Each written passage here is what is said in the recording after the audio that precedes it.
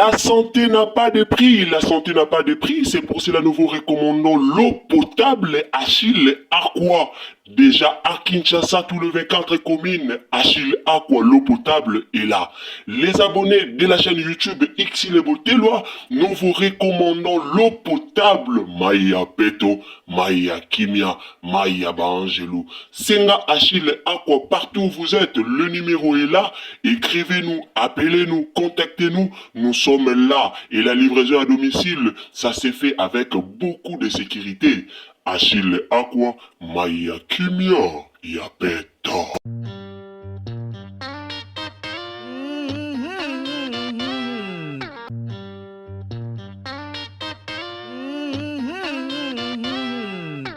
Likambu ya arrestation ya Mama Esther, convocation au batindelaki na CESAC. En tout cas, il y a monde to ekolobela awa. Tozi mwa ba appel ka ndenge boyebi, bato babengaki, bato penza o balingaka Mama Esther, veut dire ba abonné o balela Mama Esther, mingi babengaki po baltuna problème ango eza nini, pourquoi CESAC est convoqué Mama Esther Ngalasi. Alors na ye penza liboso na bino pona expliquer bino très bien appel o CESAC ebengaki Mama Esther Ngalasi. Ezalaki pona nini vraiment c'est ça qui est convoqué Mama Esther Ngalasi. Nasir live moko Mama Esther Ngalasi asalaki. En tout cas live wana batu bakateka ba parti ya mabe, ba parti o Mama Esther alobelaki penza, ba parti moko ya ba intimité, ba parole moko ezalaki vulgaire na kati, mo ba parole moko bimisaki ezalaki vraiment bien te. Bato kataki ba live wana batiaki yango na ba page na bango, ba page polémique à TikTok, ba page polémique ya ba Facebook. En tout cas, bato bazwaki pe vidéo wana batindelaki CESAC. Car ndenge bino mo boyebi na moya lelo comme CESAC apekisaki bato baloba bamba buzoba, bato baya na babuzoba moko na réseaux sociaux. Alors bato bakataki ba parti wana batindelaki Monsieur Christian Bosembe. Et c'est par là que Mama Esther azalaki convoqué na CESAC. Alors, ezakaka live oyo Mama Esther asalaki te, mais ezana bamakambu tellement ebele na kotiela bino ba vidéo moko tokolanda. Mama Esther car ndene ebisaki bino atambolisa vie na ye vraiment moi bien te. Vie na ye etambola mara bien te na kala. Mama Esther azaka ba tielo banda ko telemaka na ba boulevard. Alors asalaka ba émission moko pona koya ko témoigner na réseaux sociaux.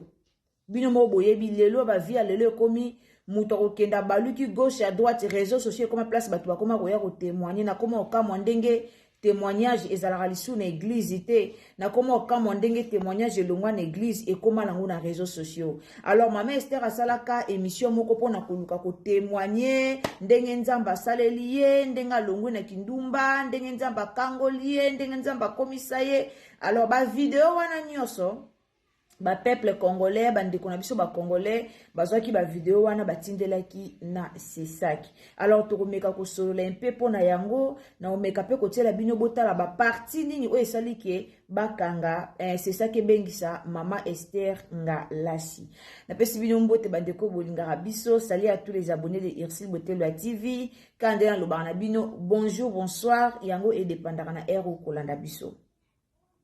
Donc, na ero kolanda Xile Botelwa TV, ndoko yebo kozwa bonjour, tope okozwa na yo bonsoir. Bandeko nyonso bolingaka biso, biso pe tolingaka bino, kaka lolenge bolingilaka biso, nzamba lola pambola mutu tu, oya kotaka na chaîne na biso, mutu nyonso, oya zalaka wana pona ko soutenir biso, nzamba lola a pambola bino.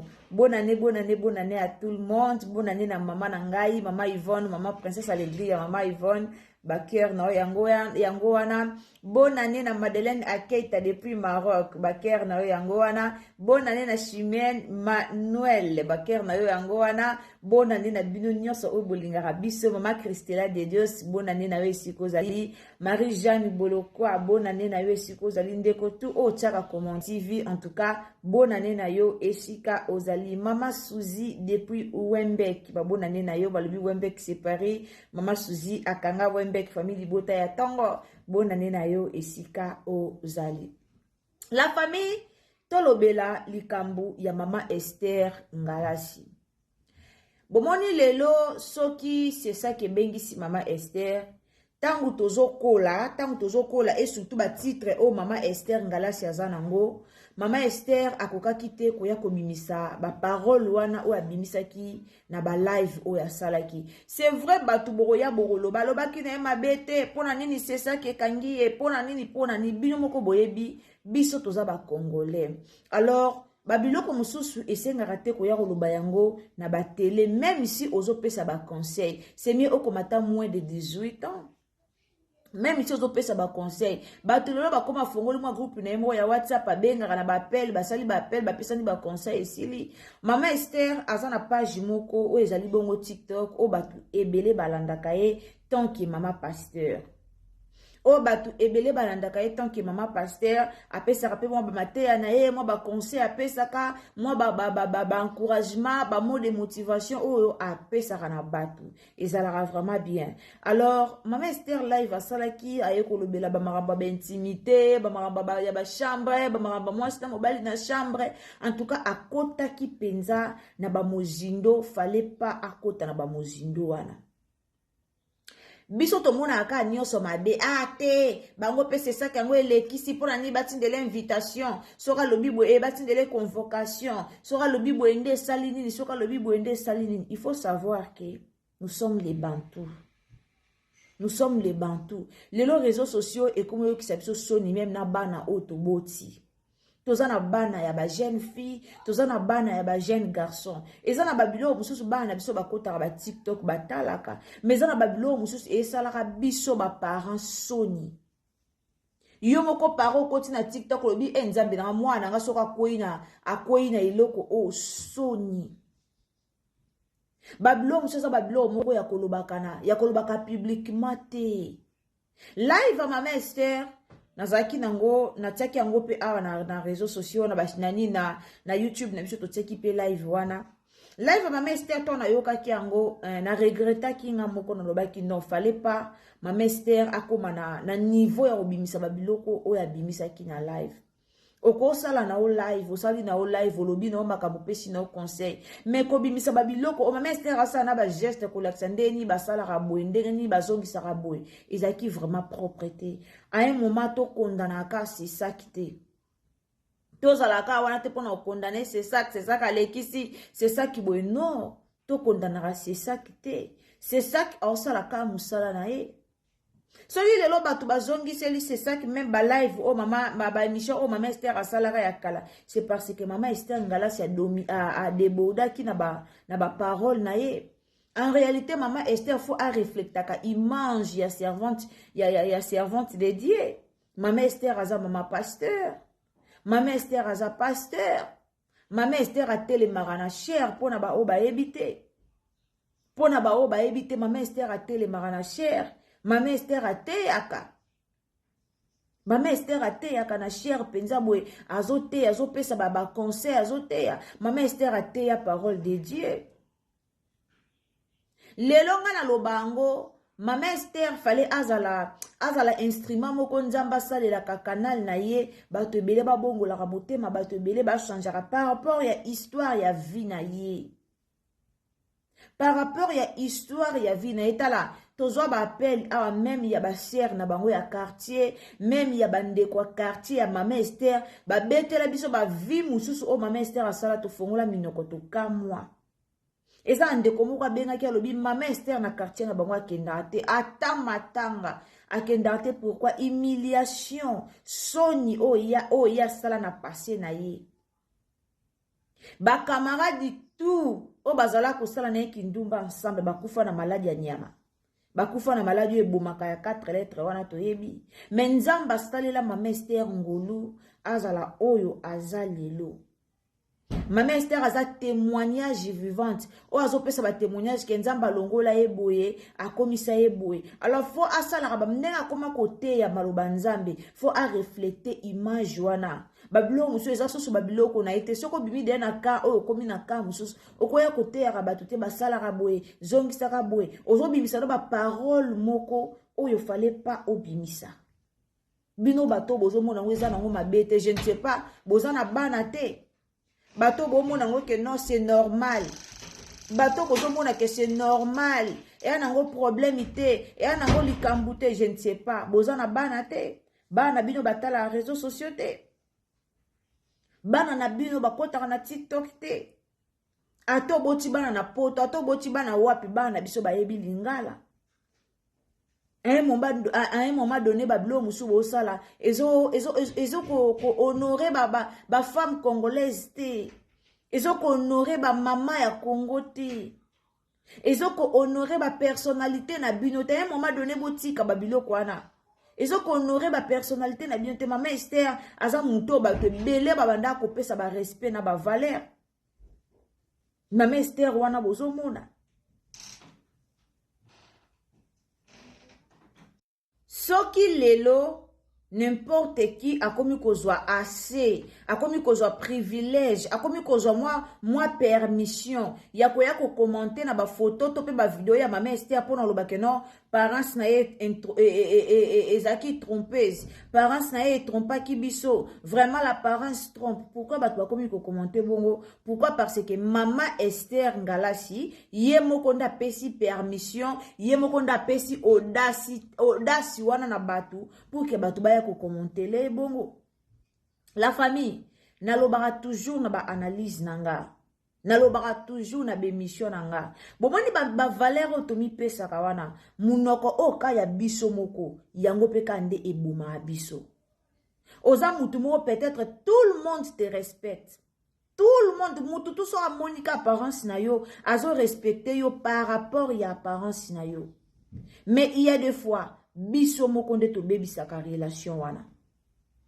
et ana batu mususu bazo respecter yo kaka amonika apparence na yo boye apesi yo mamoko valeur na respect même mukolo kofongola ka mbanga na yo oya kuloba bamoni ba trouver pena mutoto pesa respect na enjoka boye mama Esther Ngalasi ye moko lelo bat bakomi kofinga lelo bat bakomi kokota na ba commentaire ko nié personnalité na ye mutu musa lobi na kasaka mère o aza penza aza mutu moko vraiment très sage et na kanisaka ndenge te yango na moni et na kanisa azaki na ba agitation na ye déjà avant oui to boya mote kokuta na ya mama Esther akutana kina tonton Jaco nyonso ya ye ekomaka matalana ekomaka ba maloba mabe ekomaka ko bimisa blo musu na réseaux sociaux nous sommes les bantous babiloko musu esengelaka biso te to bimisa kango babilo musu tant tozolobela yango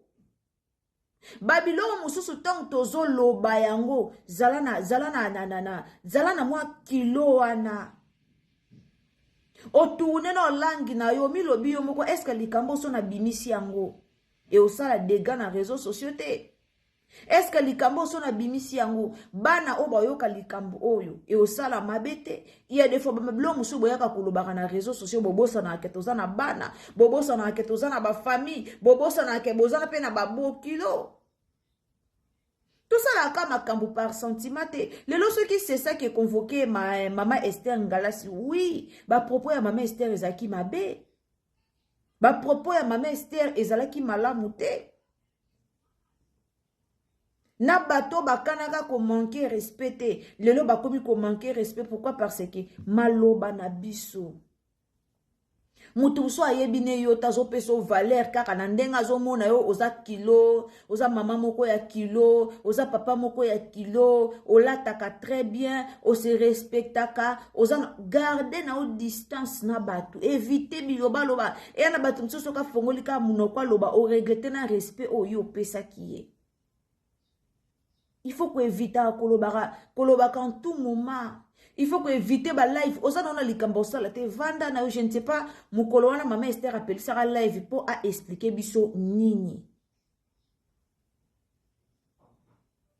Na réseaux sociaux déjà to ebi ke mama Esther azalaki moi sa tonton Jaco et so ki pe bakabwana ki ba nungu banda ko bima na réseaux sociaux to ebi te mama Esther opelisa ki live pour expliquer biso ni elle quoi makambo to mo ne pas ya Cindy moi si ya Kofi. Mama si alobaka na ete awa alobaka na ete avanda na ekimia Kofi banda koboya or Kofi banda koboya na tina Kofi ebi mama si mie ke biso tia banda koboya mwasi aleka luba ayebaki le pourquoi banda koboya mwasi aleka mwasi yo aleke yo loba babuzoba. La famille tomi pesera valeur ton dima ke Maman Esther lelo soki c'est ça qui est convoqué c'est parce que abimisi ba propos moko o eza kitoko te. Lelo ka likolo ya TikTok bato bokoma abimisa ba maloba moko okoma ota la TikTok faut diminuer volume soit tia ba écouter. Pour peut-être écouter na maloba moko boya mabe oyoki soni devant tes enfants. Ba respect o abiso wana ya ba femme congolaise wana botiango wapi. Lelo mwasi azalaka lisu na respect te, mwasi azalaka lisu na valeur te. Bokoma koloba ba n'importe quoi, vous publiez de n'importe quoi na réseaux sociaux. C'est parce que besoin a besoin ba vue, c'est parce que besoin a besoin ba tubata la bino, bobo sana ke bwana ba bokilo, bobo sana ke bwana ba famille, bobo sana ke bozo sana tout ça à cause de vie sur les réseaux sociaux. Maman Esther abimisa ba maloba moko mabe. Aye kolobela baba magoda wana alobela azongisa boy abalola boy asala boy abimisa ki ba parole moko ezaki mabe. Ce qui c'est ça qui interpellé par rapport ya ba oya alobaki ce qui alobaki bongo te to ngia pongo na pe lettre c'est ça qui a ngopé ngo bimate ba parole vulgaire o Maman Esther abimisa ki ezaki to côté la famille nazo lukela bino ba vidéo bolanda ba vidéo oye kwa ici Maman Esther nalobi bien. Ba vidéo o ekwe ici Maman Esther ezaka ba vidéo ya nini ote ezaka ba vidéo o Maman Esther asali te tango babweni na tonton Jaco mais za ba témoignage na ya vie na pe ya kala bato batindeli yango nyonso c'est ça ba témoignage na ya vie ya kala okoki jamais koleka na réseaux sociaux pour ya ko témoigner na o témoigner nga pena na zaki boye nga pena na bimana intel nga pena na bimana intel okoki jamais ko ya ko témoigner ba biloko kwa bongo na réseaux sociaux okoki jamais réseaux sociaux eza église te boyoka ba makambo yango oyo c'est ça qui a convoqué vraiment Maman Esther.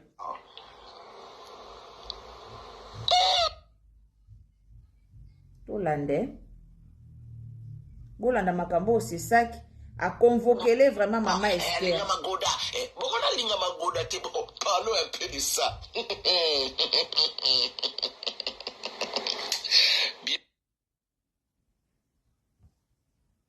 Connexion hein beaucoup. Neti oza mwasi olinga magoda te.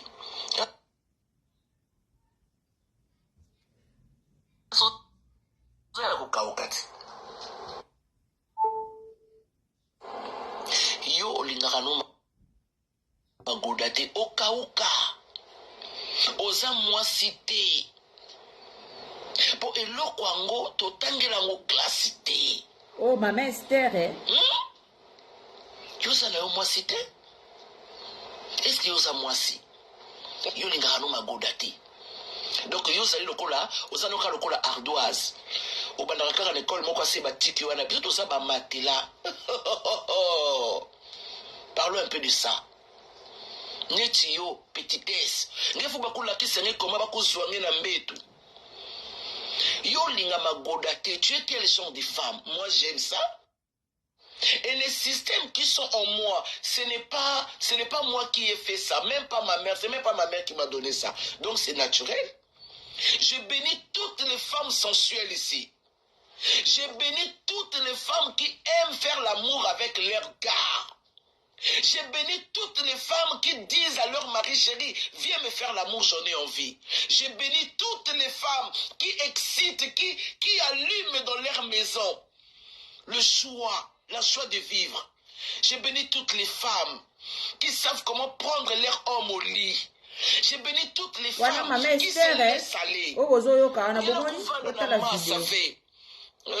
Liboula kokauka citerne sans eau. Regarde-moi cette femme ici. Citerne sans eau. C'est toi, Ningi. Moi, je suis une citerne. Il y a de l'eau. Et tant, il y a de l'eau. Donc, il y a possibilité d'avoir le poisson. Il y a possibilité de donner quelque chose. Vous n'aimez pas ça. Vous êtes sec et gris. Des femmes sans chance. Bakusima ngena mbeto ngena kuvano nere. Moi, c'est moi qui me diamba. Eli Diamba. Eli Diamba. Obolandi, eza vidéo ya Maman Esther. Na laksi bino même photo pour comprendre que eza Maman Esther. Ba vidéo eza tellement ebele na otela bino nyoso to Olanda. O eza vidéo ya Maman Esther oyo awuti kosala kaka tango aza na Chine wakendaki. Vidéo wana o sesak ebengi ye à travers vidéo wana. Alors na otela bino ba vidéo ya kala bolanda ba témoignage o Maman Esther apesaka. Est-ce que Maman Esther azalaki obligé ya koya kobetela biso ba vie na ye ba passé na ye azalaki obligé ya koya ko témoigner ngo na réseaux sociaux? Vous voyez comment bino moko bolongolaka ba valeur. Kopesa conseil pona ba point wana o Maman Esther apesi conseil e anango mabete. Et nango mabete Maman Esther akakoki koya na ye apesi na ye conseil pona ba point wana o ya pesi conseil. Mais ba mo o Maman Esther a utilisé pona kopesa la conseil wana nde ba mo wana nde za mabe. Eza trop vulgaire pona bana o toza na bango. Na internet a toza pe na bana o balandaka biso, na internet a toza na bana o batalaka. Alors Maman Esther asali na mabete koya kosala koya kopesa conseil sur point wana eza nango mabete. Mais oh il faut koye ba monini o yo ozo ko utiliser. Ba parole nini o yo ozo loba. Pesa conseil mais kokota penza na profondeur te. O pesa conseil na mutu o bozana e fara te.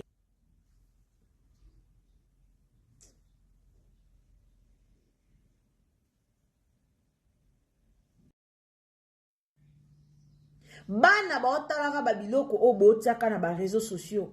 Bana batala ango, ba parents batala, bato ebele batala ango en fait. Tant boya na ba mateya moko boy, oteya na ba pekisio kote ya te. Mais il faut koyeba mabloba nini oyo zo bibisa na kati ya mateya na bozela.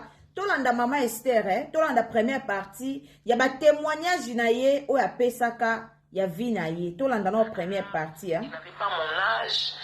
Il était assez papa et lui aussi n'avait pas pitié de moi. Donc il y avait un jeu et ça qui est réciproque. Donc lui qui cherchait à se faire plaisir, hein?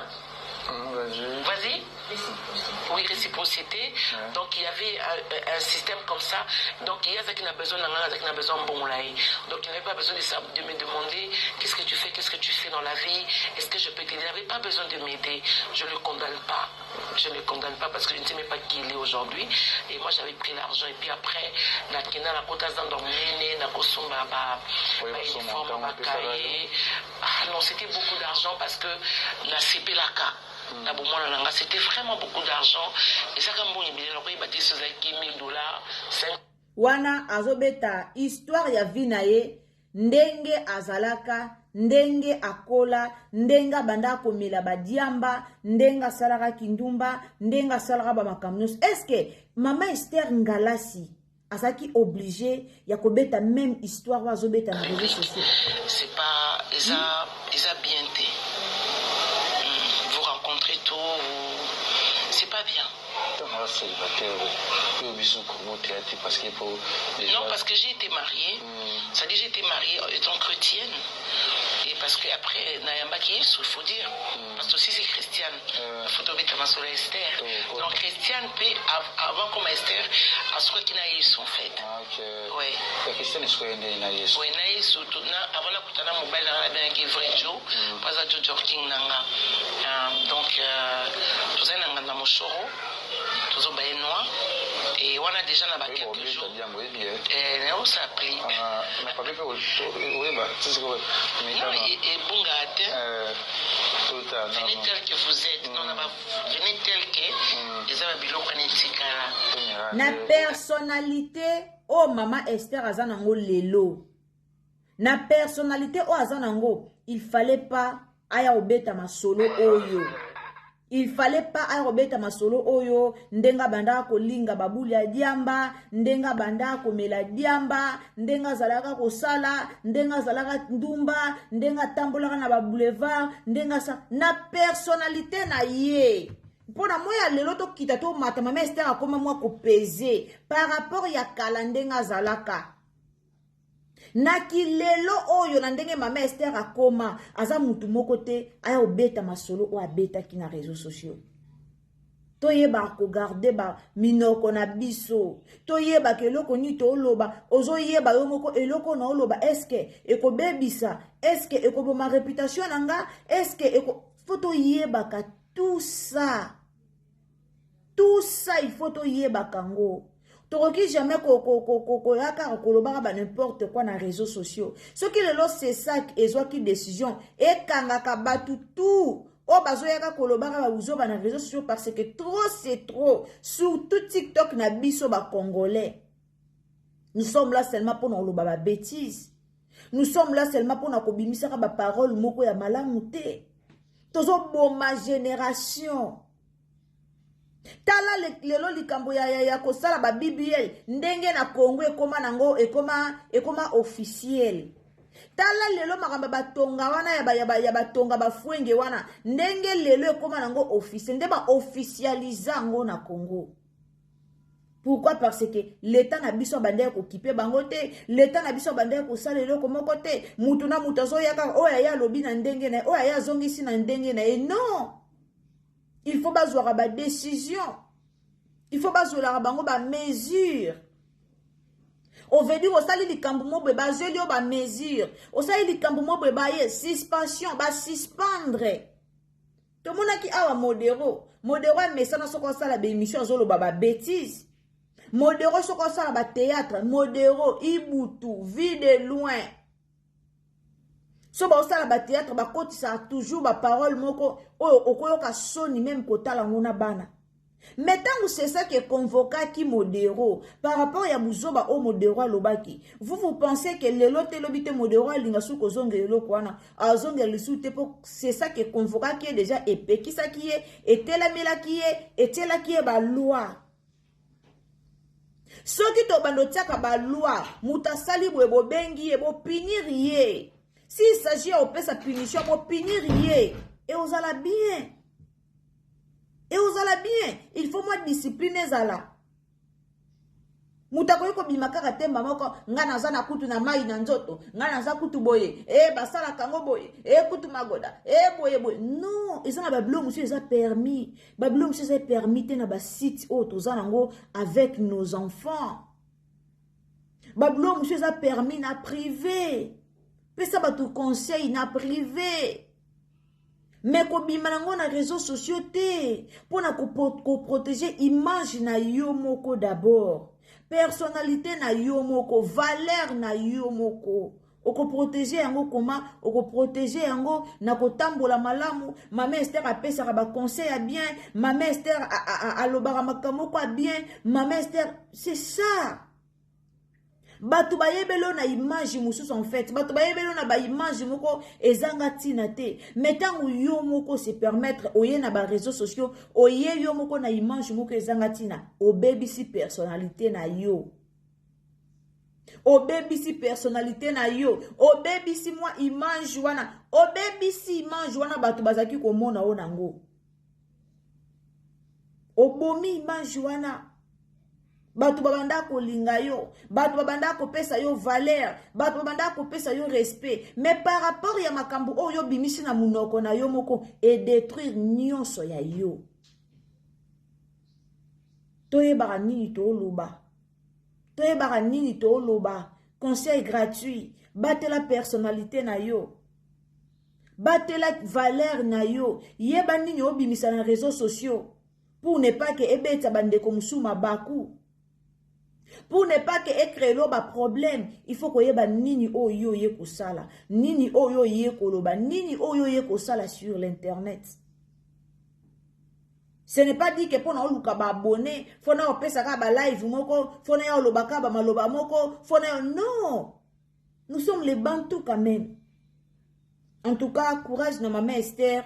Tozo zelatoyo ka c'est ça qui a seke ko pesa mibeko nini ceux qui peut ba okatela ye nini pour ba convocation les fois que ne ko se représenter lelo les 4 Donc, ce qui est c'est ça qui est causé ba mesure mosusu. Alors, merci beaucoup. Na bandeko bolandara Irsil Botelo à TV. En tout cas, nous avons la pambola yo. Si c'est la première fois que vous visitez Bisso, au s'abonner, au commenter, au liker, partagez Bisso na Facebook, partagez Bisso na WhatsApp et puis partagez Bisso na Messenger. Nous avons la pambola bino. Bandeko tout au bokota na chaîne na Bisso tango zo s'abonner, ko bo sanate activer Bisso ka cloche à notification pour que prochainement tango to ba analyse na Bisso ekomela yo esika nyonso kozala. Yango na loba toujours activer la cloche des notifications. Tokutani à la prochaine occasion. Soki tata Nzambe a zongite s'il vous plaît. Koke na j'aime inangate.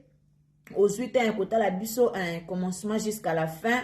En tout cas, merci beaucoup. Nzamba pambola yo me koke na j'aime inangate. Aimez la vidéo et vous allez malamu mingi. Tokutani à la prochaine occasion. Bisous. Bye. C'est la j'aime la vidéo s'il vous plaît.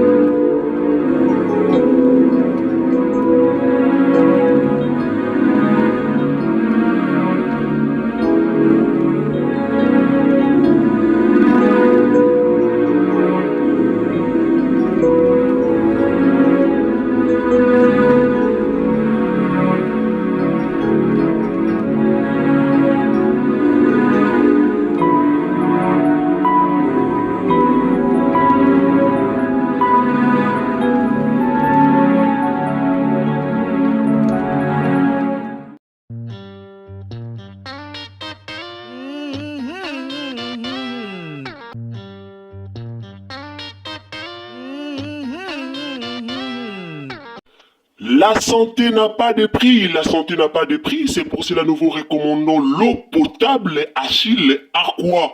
Déjà à Kinshasa, tous les 24 communes, Achille Aqua, l'eau potable est là. Les abonnés de la chaîne YouTube Xile Boteloa, nous vous recommandons l'eau potable Maya Peto, Maya Kimia, Maya Bangelou. Senga Achille Aqua, partout où vous êtes, le numéro est là. Écrivez-nous, appelez-nous, contactez-nous. Nous sommes là et la livraison à domicile, ça s'est fait avec beaucoup de sécurité. Achille Aqua, Maya Kimia, Yapeta.